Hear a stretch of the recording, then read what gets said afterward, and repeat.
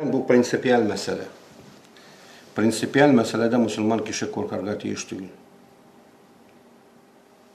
Kimden korkarga? Şaymiyev'ten mi? Başkasından mı? Biz onu hürmet itebiz, ihtiram itebiz. Ama eğer de dinimizge karşılık nerse bula turgan bulsa, şu şikten ihtiram tüşe başlıyor. Kim gene bulmasa. Biz anlatabız. Birinciden Rusya yerinde İslam dininin kilüvi hem de devlet dini bularlık İslam'ın taralığı şu yerden başlandı diyeyim.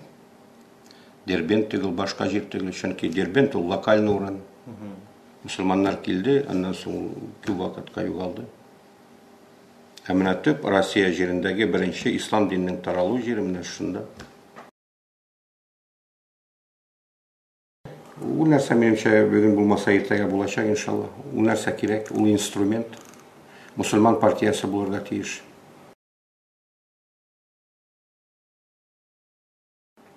Mında bir nindi problemi Müslümanlar için görünmüyor. Eğer de şu meşitini kaldırıp, şu meşit heykel bulup kana tursaydı. Nişik bizim halkımız bugün söylep, İslam turunda. Üzerine türlü sebepler, başka halkında deyip, üzerine türlü sebepler İslam dininden kaçırga tırışa turgan bulsa. Ul meşit, ul kişilerge bulsa da bulmasa da bir nindi fayda yok.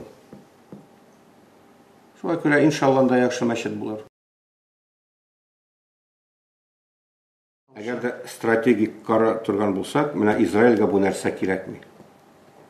Çünkü bugünkü günde Amerika'nın en zor probleması bu Müslümanlar probleması. Çünkü bütün ilge özlerinin diktatlarını uğraştırdılar, jitkizdiler, Müslümanlar bilenler seçlergalar bilmiyorlar. Şuna göre alarga bir zor mümkünçilik var Müslümanlarını bölü. Şialarga hem Sünnilerge. Alar kilesince kalsa